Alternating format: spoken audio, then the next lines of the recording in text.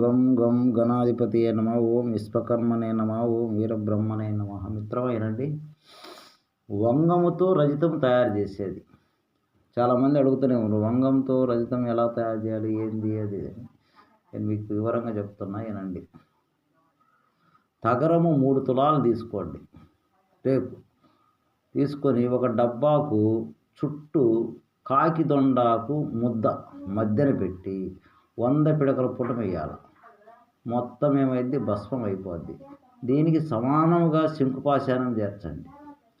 అరటి ఊసల రసముతో బాగా మర్దన చేయండి. 20 పిడకల పుటం వేస్తే ఇట్లా 3 పుటాలు పెట్టాలి. మొత్తము ఏమైంది, భస్మం అయిపోద్ది. దీనిని జాగ్రత్తగా మనం చేసుకోవాలి.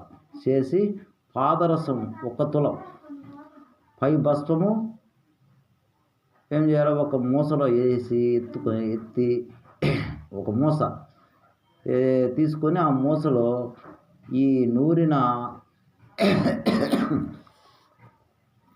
ఎత్తేసి ఆంతని భస్మం ఎన్ని ఉన్నాయి కదా 6 పిడకల పుటం వేయండి.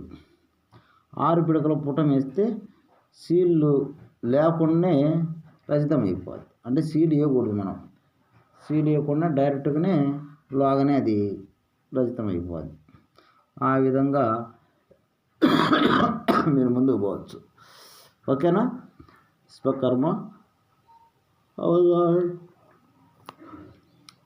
వీడియోస్ మిత్రమా, ఆ విధంగా చేసుకోండి, మీరు ముందుకు పోవచ్చు. అదే విధంగా మీరు అన్నీ చెప్పినవి కరెక్ట్గా చేసుకుంటూ పోతుంటే మీకు క్లారిటీగా నేను చెప్తాను, చేసుకుందరు పోవచ్చు మిత్రం. ఓకేనా? ఇంకా జరగబోయే రోజులు మంచి మంచి వీడియోలు మీకు అందిస్తా, చేసుకుందరు. ఓకేనా? ఓకే.